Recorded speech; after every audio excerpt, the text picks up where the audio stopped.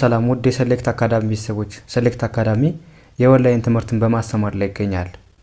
የፈለጉትን ትምህርት በፈለጉት ሰዓት እያስተማርን እንገኛለን። የምናስተምረውም በቴሌግራም፣ በዋትስአፕ፣ በኢሞ እንዲሁም በዙም እና በሌሎች የሚዲያ አማራጮች እያስተማርን እንገኛለን። ለመማር የምትፈልጉ ቤተሰቦቻችን ከስር ባስቀመጥነው ቁጥር ወይም ሊንኮቻችንን በመጠቀም ይደውሉ፣ ሃሎ ይበሉ። እሺ፣ በዛሬው ትምህርታችን ወይም ቪዲዮአችን ደግሞ ይዤላችሁ የመጣው ትምህርት የተለመዱና አጫጭር የእንግሊዘኛ ንግግሮችን ይዤላችሁ መጥቻለሁ ማለት ነው። እንግዲህ ለጀማሪዎች በሚሆን መልኩ እንዴት በቀላሉ የእንግሊዘኛ ንግግሮችን እንዴት መናገር እንደምንችል፣ እንዴት ማንበብ እንደምንችል የምናይበትን ትምህርት ወይም ቪዲዮ ይዤላችሁ መጥቻለሁ ማለት ነው። ስለዚህ ከእናንተ የሚጠበቀው ሳሰለችሁ ቪዲዮውን እስከ መጨረሻ ማየትና መከታተል እንዲሁም የምንለቃቸው ቪዲዮዎች ሁሌም እንዲደርሷችሁ ላይክ፣ ሼር፣ ሳብስክራይብ በማድረግ እንዲሁም ለሌሎች ሰዎች ተደራሽ እንዲሆን በማድረግ ቤተሰብ ይሁኑላችሁ። ኦኬ፣ ቀጥታ ወደ ትምህርቱ እንሂድ። አሁን እንዴት ማንበብ እንዳለብን ትርጉሙስ ምን ማለት እንደሆነ በቀላል መንገድ እናያለን ማለት ነው። ስለዚህ አብረን እንደተለመደው እናያለን። ያ እንግዲህ እዚህ ጋር ምን አለ? ኤስኤችኦ እንደምናነበው በአንድ ላይ ሾ ሚል ድምጽ አለው ማለት ነው። ከዛ ዳብሊውን ደግሞ እንደምናነበዋለን እንደው ስናነበው ሾው። ኦኬ፣ ከዛ ኤን ደግሞ በአንድ ላይ ሚ ብለን እናነባታለን። በአንድ ላይ ሻው ሚ ምን ማለት ነው? አሳየኝ ወይም አሳይኝ ማለት ብንፈልግ ሾው ሚ ማለት እንችላለን። ያ ቀጣይስ ምን ይላል? ቲኤን እንደ ቴ ዳብል ኤልን በአንድ ድምጽ ነው። እንደዚህ አንድ ላይ ሲመጡባችሁ በአንድ ድምጽ የምታነባቸው ማለት ነው። ስለዚህ ዳብል ኤልን እንደ ልናነባለን ማለት ነው። ስለዚህ ቴል ብለን እናነባዋለን። ከዛ እንደነገርኳችሁ ኤምኢ እንደምናነባዋለን እንደ ሚ ስናነባው ቴልሚ ምን ማለት ነው? ንገሪኝ ወይም ንገረኝ ለማለት ብንፈልግ በዚህ መልኩ መግለጽ እንችላለን ማለት ነው። ከዛ ኤስ ቀጣይ ምን ይላል? ጂአይን እንደ ጊ ቪኢን ደግሞ እንደ ቭ ስናነበው ጊቭ። ከዛ ኤችአይን እንደ ሂ ኤምን እንደ ም ስናነበው ሂም በአንድ ላይ ጊቭ ሂም ምን ማለት ነው? ስጠው ወይም ስጭው ማለት ብንፈልግ ጊቭ ሚ ማለት እንችላለን። እንግዲህ ጊቭ ማለት መስጠት ማለት ነው። ሂም ማለት ደግሞ እሱ ማለት ነው። እሱ በአንድ ላይ ጊቭ ሂም ስንል ስጠው ወይም ስጭው ማለት ስንፈልግ ነው ማለት ነው። ያ ይሄኛውስ ምን ይላል? አስክ እንዴት እናንብበው? ኤን እንደ አ እናነባለን። ኤን እንደ አ፣ ኤስን እንደ ስ፣ ኬን እንደ ክ። ኤን እንደ አ አነበብን፣ ኤስን እንደ ስ፣ ኬን እንደ ክ ስናነበው አስክ ብለን እናነበዋለን። ከዛ ኤች አይን ደግሞ እንደ ሂ ኤምን እንደ ም ስናነበው ሂም በአንድ ላይ አስክ ሂም ምን ማለት ነው? ጠይቀው ወይም ጠይቂው ማለት ነው። እንግዲህ ሂም ማለት እንደነገርኳችሁ ሂም ማለት እሱ ማለት ነው። አስክ ማለት ደግሞ መጠየቅ ማለት ነው። ስለዚህ በአንድ ላይ አስክ ሂም ስንል ጠይቀው ወይም ጠይቂው ማለታችን ነው። ያ ይሄኛውስ ምን ይላል? እንግዲህ ቢን እንደ ብ አነበብን። አርአይን ደግሞ እንደ ሪ ኤንን እንደ ን ጂን እንደ ግ ስናነበው ብሪንግ። ከዛ ማን አለ? ቲኤችኤ በአንድ ላይ ሲመጣባችሁ ሁሌም እንደ ዛ ነው የምናነበው። ዛ ቲኤችኤን ዛ ብለን አነበብን። ከዛ ቲን እንደምናነባዋለን እንደ ት ስናነበው ዛት አንድ ላይ ብሪንግ ዛት ብለን እናነበዋለን። ምን ማለት ነው? አምጣው ወይም አምጩ ወይም አምጣው ማለት ብንፈልግ ብሪንግ ማለት እንግዲህ ማምጣት ማለት ነው። ብሪንግ ማለት ማምጣት፣ ዛት ስንል ደግሞ ያ ማለት ነው። ስለዚህ ያንን አምጣው ወይም ያንን አምጩ ማለት ብንፈልግ ብሪንግ ዛት ማለት እንችላለን ማለት ነው። ያ ይሄኛውስ ምን ይላል? ኤን በአንድ ላይ ኸ ሚል ድምፅ አለው። ኸ አልን። ከዛ ኤል ምንም አናባቢ የላትም እንደ ል ነው የምናነባት ል።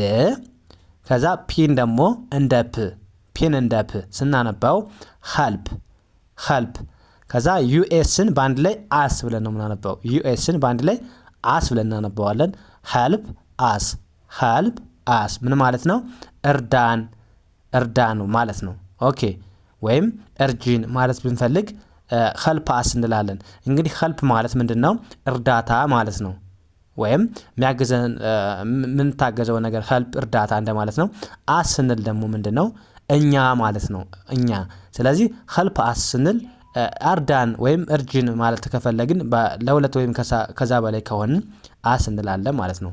ኸልፕ አስ እርዳን ወይም አግዘን ማለት በፈለግንበት ሰዓት በዚህ ሰዓት ይህን መጠቀም እንችላለን ማለት ነው። ኦኬ ወደ ቀጣይ እንሂድ። ቀጣይ ምን ይላል? ቲኤን እንደ ቴ ቲኢን እንደ ቴ ዳብል ኤልን እንደ ል ዳብል ኤልን እንደ ል አነበብን። ስናነበው ቴል ቴል። ከዛ አስ እንደነገርኳችሁ ዩኤስን እንደ አስ ነው የምናነበው። ቴል አስ ምን ማለት ነው? ንገረን ንገረን ማለት ብንፈልግ ቴላስ ወይም ንገሪን ብንል ቴላስ ማለት እንችላለን። ቴል ማለት እንግዲህ እንደነገርኳችሁ ምንድን ነው? መናገር ማለት ነው። መናገር። አስ ማለት ደግሞ እኛ። ስለዚህ ለእኛ ነገረን ካልን ቴል አስ እንላለን ማለት ነው። ያ ይሄኛውስ ምን ይላል? አሁን እዚህ ጋር ልብ ማለት ያለባችሁ ምንድን ነው? ይሄ ተነባቢ ነው አይደለ? ተነባቢ። ከዛ ሁለቱ አናባቢዎች አሉ። ሁለቱ አናባቢዎች ማን ናቸው? ኢና ኤ ኢና ኤ አናባቢዎች ናቸው። የመጀመሪያው ተነባቢ ነው። ስለዚህ አሁን እንዴት ነው ማድረግ ያለብን? ኤች ኤን አንብበን ቀጥሎ ያለችው ኤን አናነባትም። ምክንያቱም ሁለት አናባቢዎች በአንድ ላይ ከመጡ የመጀመሪያውን አንብበን ቀጥሎ ያለውን አናነበውም ማለት ነው። ስለዚህ በዚያ መሰረት ምን ማድረግ አለብን? ኤች ኤን አነበብን፣ ሂ እናነባለን። ከዛ ኤን አናነብም። ኤን አልፈን ማን እናነባለን ማለት ነው? አረን። ስለዚህ ኤች ኤን እንደ ሂ አነበብንና አረን እንደ ር ስናነበው ሙሉን ሂር ሂር ነው የምንለው። ሂ አር አንልም፣ ኤን እንዳናነበው ማለት ነው። ስለዚህ ሂር። ይሄኛው ምን ይላል? ኤምኢ ኤምኤን ደግሞ ምን ብለን ነው የምናነበው ብያቸዋለሁ? ሚ ብለን ሚ።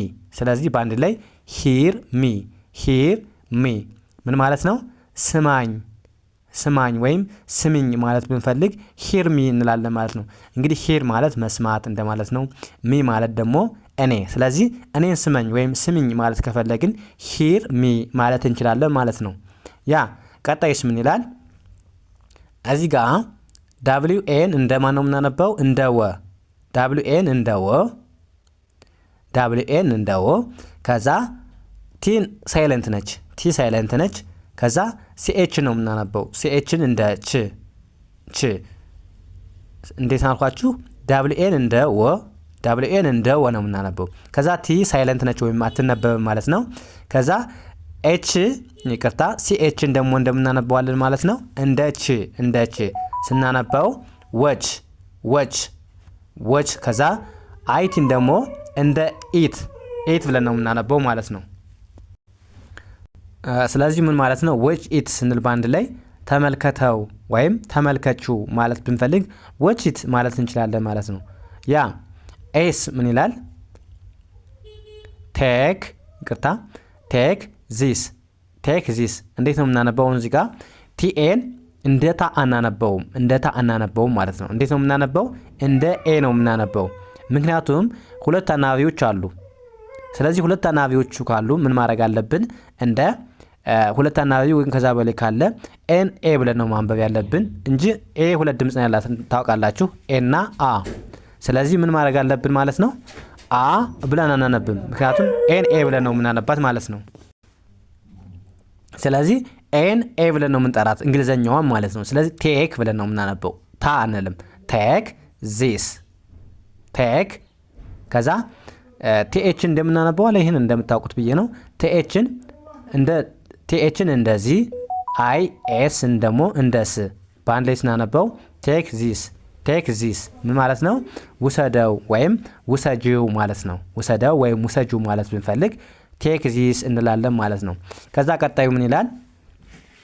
ኤፍ አይን እንደ ፋ ኤፍአይን እንደ ፋ፣ ኤንን እንደ ን፣ ዲን እንደ ድ ስናነበው ፋይንድ ፋይንድ። ከዛ ቀጣይ ምን ይላል? ቲኤችኢን እንደ ዘ፣ ቲኤችኢን በአንድ ላይ ሶስቱንም ዘ ብለን እናነበዋለን። ከዛ መጨረሻ ኤም አለ።